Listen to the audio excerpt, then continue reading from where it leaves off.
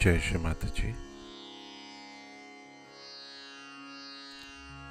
Let us all bow down to Shri Mataji. Raise our Mother Kundalini and put Bandhan.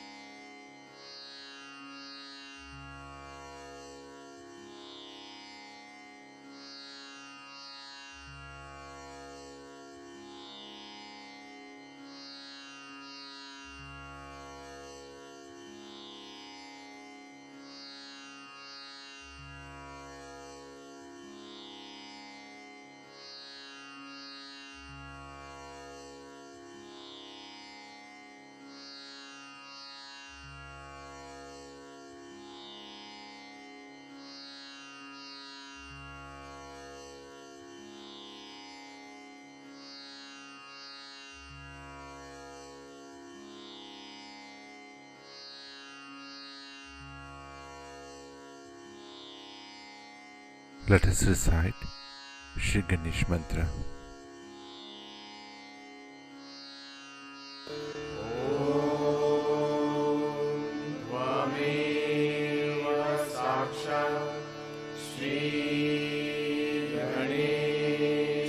साक्षात् श्री आदिशक्ति माताजी श्री निर्मला देवी नमो नमः।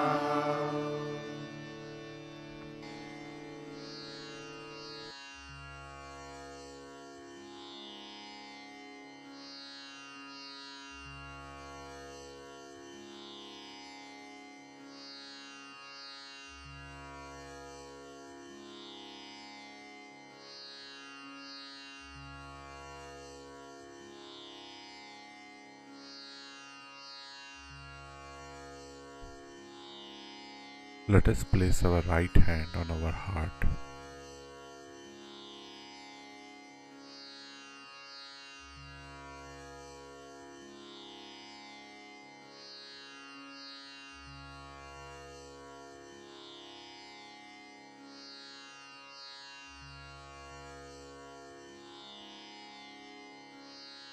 Shri Mataji, with your infinite grace,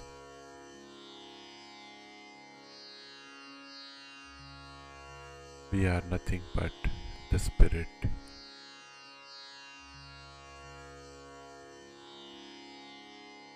Shri Mataji, we all humbly request you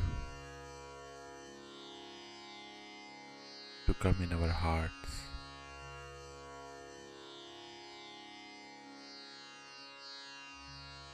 and fill our hearts with love and compassion.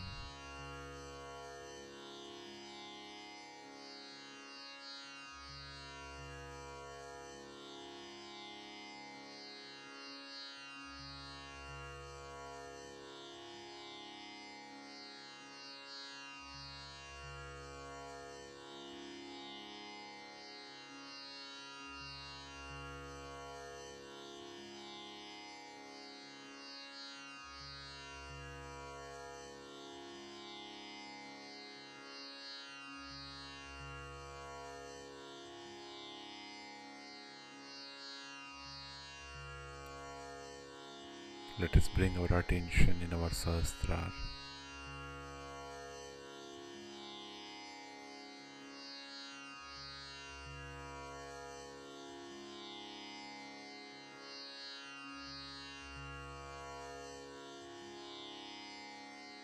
Shri Mataji,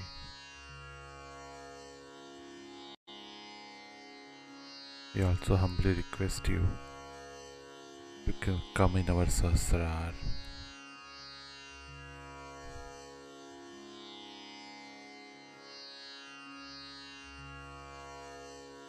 and help us all with the state of thoughtlessness.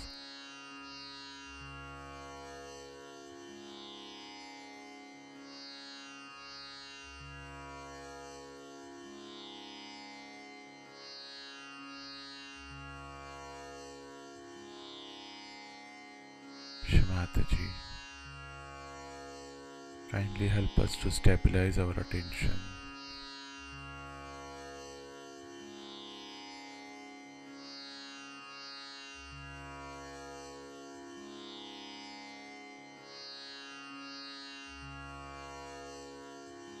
Let us now listen to Shrimataji's speech.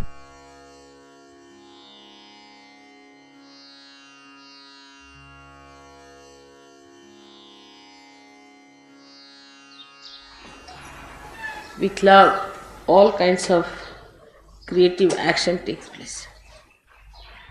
You see how Raulbai has love for me. And in this place, we all also got new ideas of creating a beautiful thing.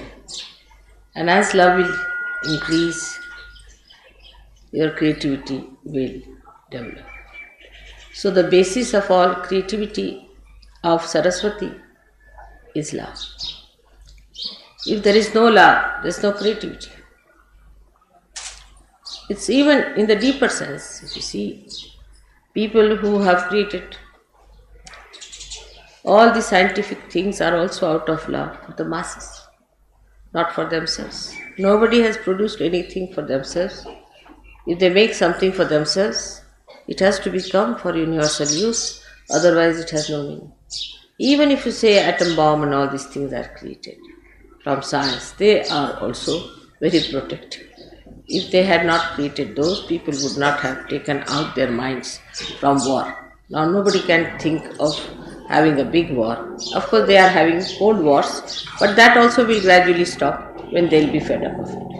So all the activity on the right hand side of Saraswati basically has to end up in love, starts with love and ends up in love. Whichever does not end up in love coils up and finishes up. It just disappears. So you can see that even matter which is not used for love just finishes up. The basis has to be love. Otherwise all such matter that we create which has angularity, which is not fitting into the mass media, which is not appealing to the masses. Of course, it takes time. We have seen that it takes time. But it has that tendency always to disappear in the thin air as soon as you find it does not appeal to the masses. Now this love that we talk of, this great love of God we talk of, we know that it for definite through vibrations. People do not have vibrations, but still we can feel the vibrations in a very unconscious way. All the great paintings of the world have vibrations. All the great creative works of the world have vibrations. Only those who have vibrations have been sustained by time. Otherwise all other things are destroyed. There must have been monuments and horrible statues and horrible things that have been created long time back, but were all destroyed by nature and they could not stand the impact of the Kala, that is the destructive power of time. So all that is sustaining, all that is nurturing, all that is ennobling comes from this sense of love which is within us, very much developed, but within others also who are not yet realized. Ultimately the whole world has to realize that one has to go to that ultimate love of God, otherwise it has no meaning. Now you have seen in art, people have taken to other methods of appealing to people by using cheap things and very vulgar things, just to make people think that this is art. But this will all disappear. It cannot sustain the impact of the time, as I told you. It cannot. because the time will kill it. All these things have to disappear. And already you can see the result, how things are changing everywhere, even in the West. So there is no need to be so much disappointed with the West and to say that the Western world is a wasteland. It is going to be alright, and it has to be done. Especially it has done a lot of puja of Saraswati, I should say, in the West. Much more that they have done in India, because they have gone to learning, they have tried to find out so many things. But only thing they forgot that it is a goddess of learning. Everything comes from the goddess, that's what they've forgotten. And that's why all the problems have been created. If there is no spirit in your learning, if there is no source of the goddess in your learning, then it is absolutely useless. If they had realized that there is the spirit that is working it out, they would not have gone that far. And that's what I was warning the Indians all through, that you are now taking to industrial revolution in a way. And to avoid all the complications of industrial revolution, you must try to know the spirit. If you do not know the spirit, you will have the same problems as these people have, because they are also human beings, you are also human beings. You will go the same way, at random you will run, and there will be problems, the same problems as the Western people have suffered. Now, Saraswati's blessings are so many that one cannot describe in such a short time. And the Surya has given us so many powers that it is impossible to tell them even in one lecture, even in 10 lectures. But how we go against Surya and how we go against Saraswati while doing the worship of Saraswati is to be seen very clearly within ourselves. For example, the Western people are very fond of Surya because they have no Surya with them.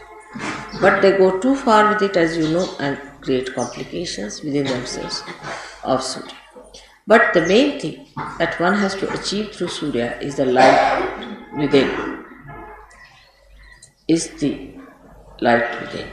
And if Surya Chakra at the Agya level is occupied by Lord Jesus Christ, then it is even more essential that the purity of life,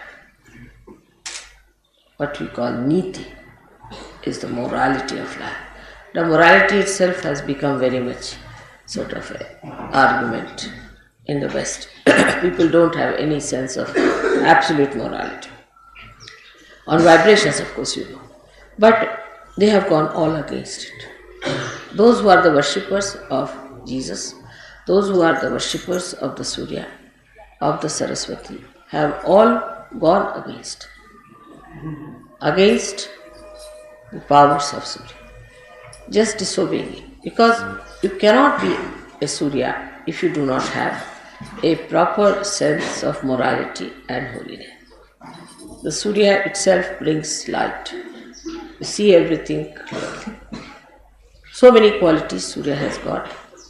It dries up everything that is wet, dirty, filthy. It dries up all these places which create parasites. But so many parasites are created in the West. Not only parasites, but there are horrible cuts and horrible things which have come into those countries, which is supposed to be full of light. And in that darkness, they exist. Darkness about their spirit, darkness about their own knowledge, and darkness about love. These three things have taken over in the places where you are supposed to love light. Light doesn't mean what you see with your gross eyes. Light means from within, the light of love. That one should understand. Light of love. And it's so soothing, it's so sweet, it's so beautiful, it's so enamoring, it's so abounding that unless and until you can feel that light within you, that light which is of pure love, of purity, pure relationships, pure understanding, if you can develop that kind of a light within yourself, then whole thing will be cleansed. Wash me and I shall be whiter than snow. This is what happens to you when you are completely cleansed. The purest form of nature is within us. The purest form of nature is within us. Our chakras are made out of that purest form of nature. We are the only people who are spoiling it by our mental thinking. Again, the same Saraswati's work. We are going against Saraswati itself. Saraswati cleanses all that is impure in nature, while with our brain activity we are spoiling all that. All our brain activity goes against pure intelligence. And that's what one has to understand, that this pure intelligence is not to be soiled by our thinking. Our thinking can make us so bumptious, so ego-oriented, so impure, that we can really eat the poison and say, what's wrong? Just the opposite of Saraswati. If Saraswati is within us, she gives us Subuddhi, wisdom. And that's why to worship Saraswati, to worship Surya, we must have that clear vision as to what we have to be, what we are doing, what filth we are living in, what our mind is getting into.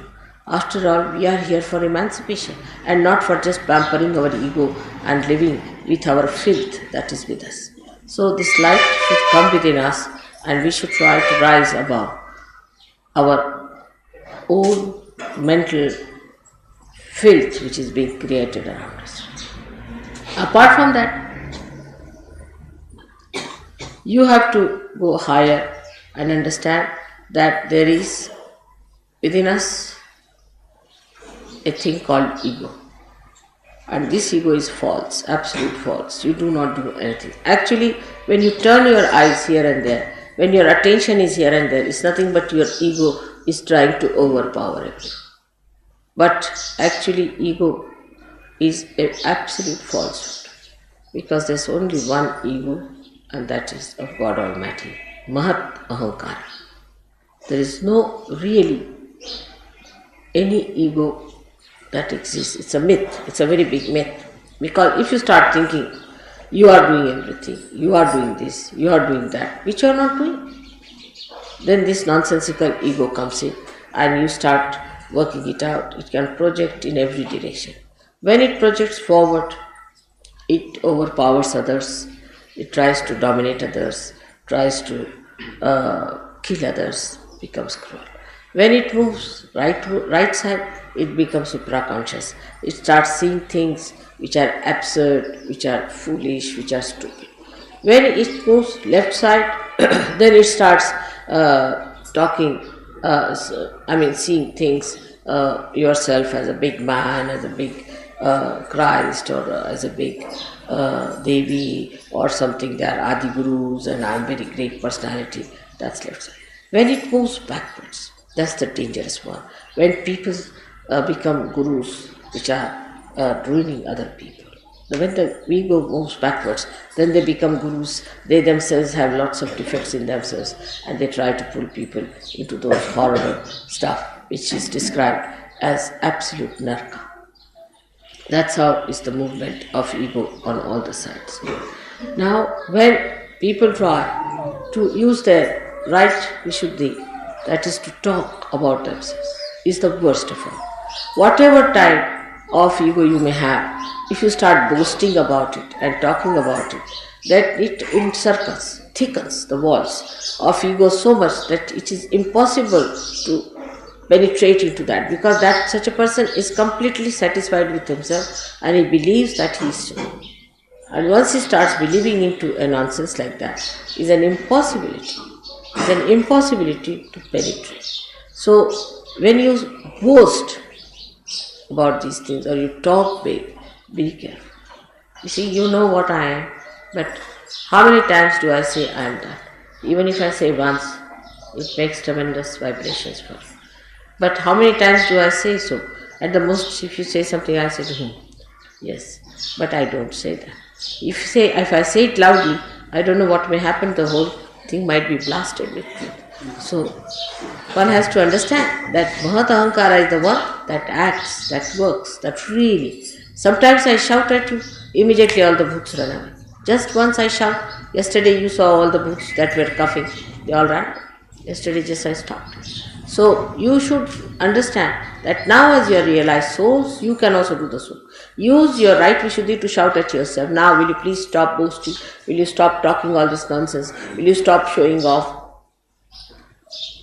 Then it will stop. Now this thickening takes place by people who really are active, who want to do something about it. Not that they are not active, they want to do it. But they know only one way is to act through talking. They don't understand that there are inner ways by which you control it much more. Because they don't want to take to that, they take to this talking. And once they take to talking and they talk about it, the whole power flows out. But if they do not talk about it and keep it within themselves, it's alright, you can tell me about your experiences or anything, but if you start telling others and talking about it too much, then the powers that you have got will be all disappearing gradually. And you will just come down to absolutely lowest level. So one should not too much talk that I have this power, or I see this, or I do this, which is a very wrong thing.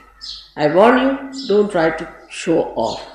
You can talk about my powers, it's all right. But don't try to talk about your powers.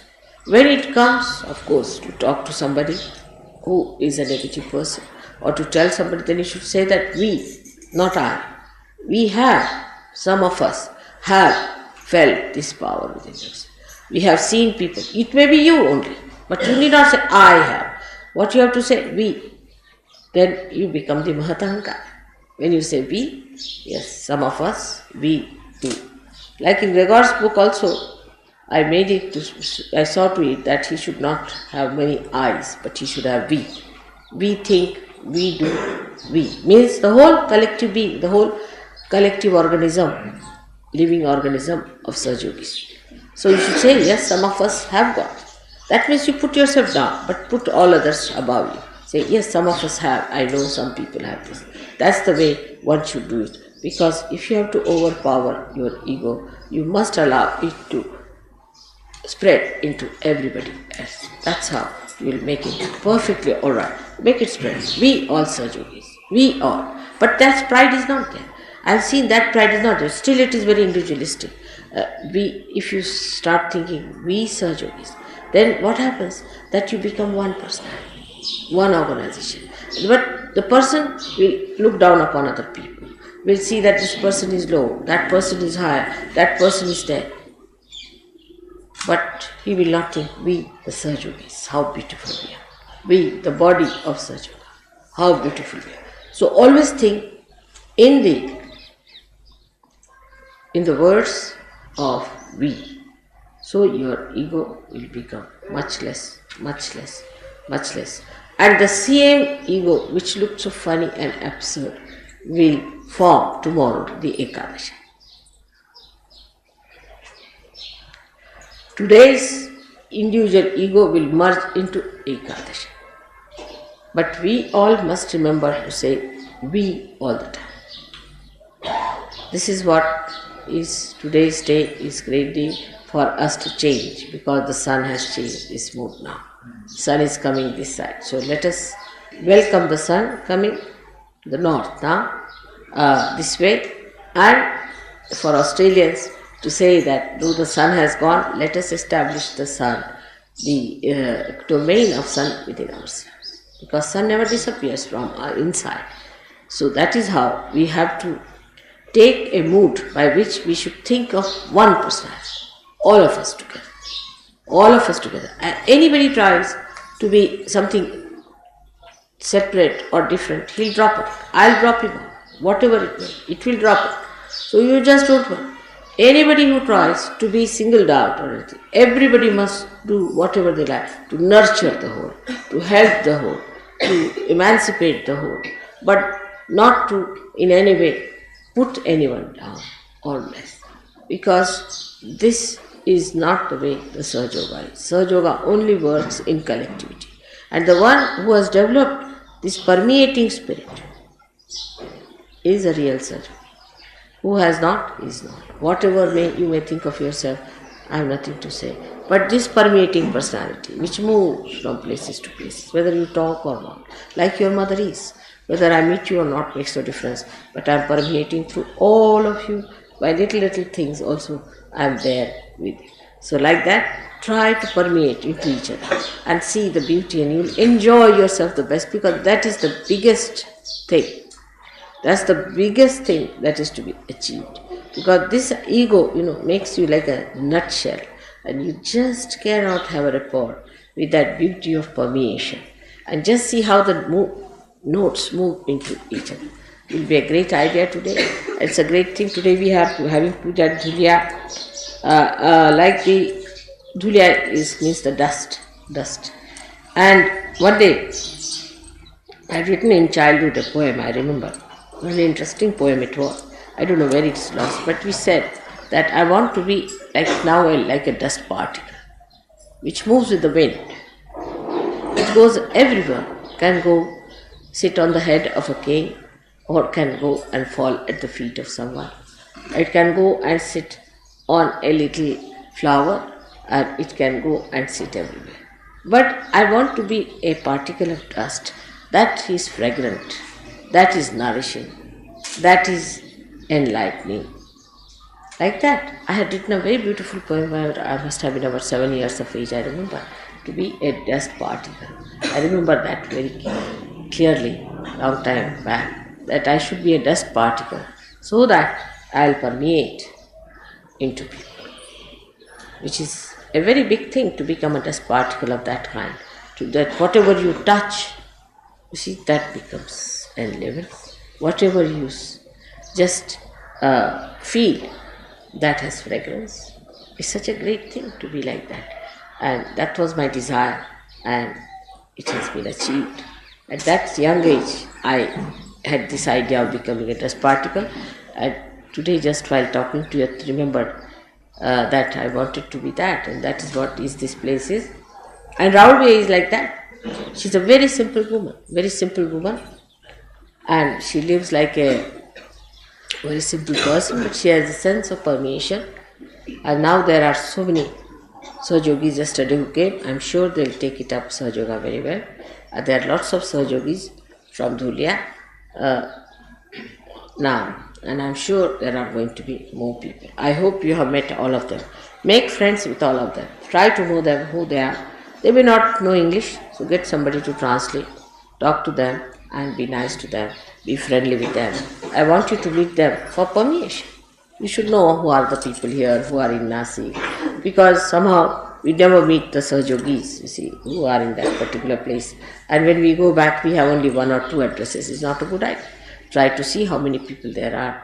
Ask about their questions about them and all that. This permeation is only possible when your ego starts permeating all around. This is the way to overcome the problems of the right side, and that is how to worship Saraswati. Because Saraswati has a veena in her hand, and that veena is the primordial instrument which she plays, like music. And the music penetrates into the heart. You don't know how it goes into you and how it works out. And that's how a person who is a Sahaja Yogi should permeate like music into everything. She has so many qualities, as I told you, which cannot be described in one lecture.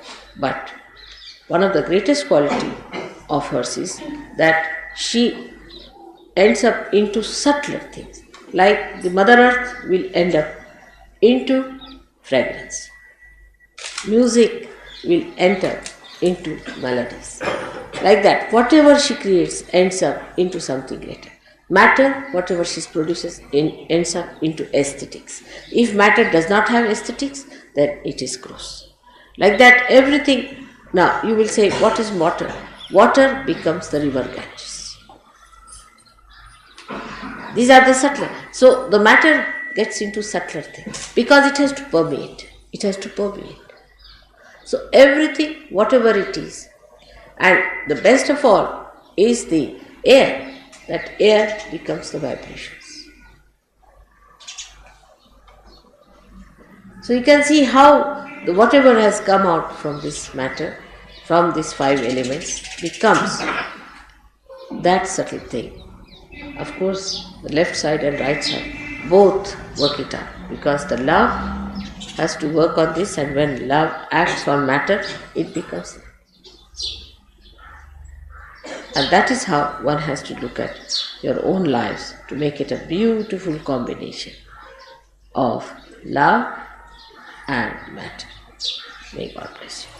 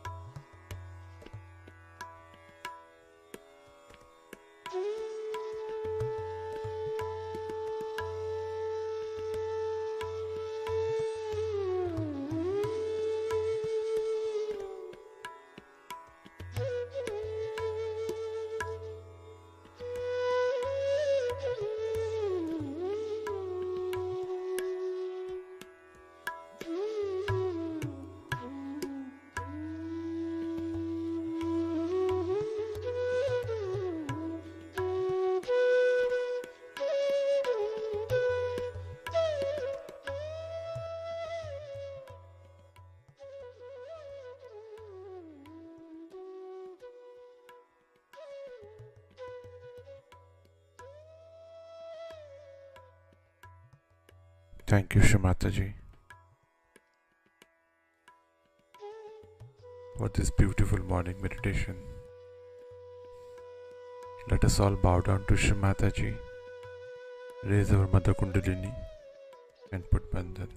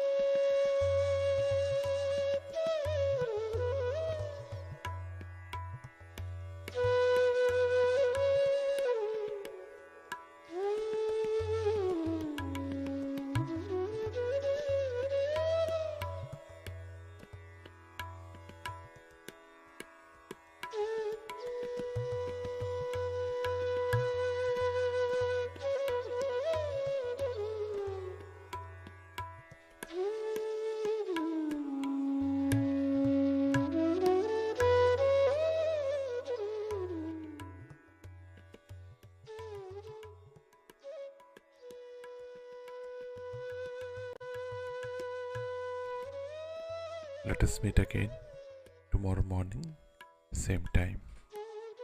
Jai Shri Mataji.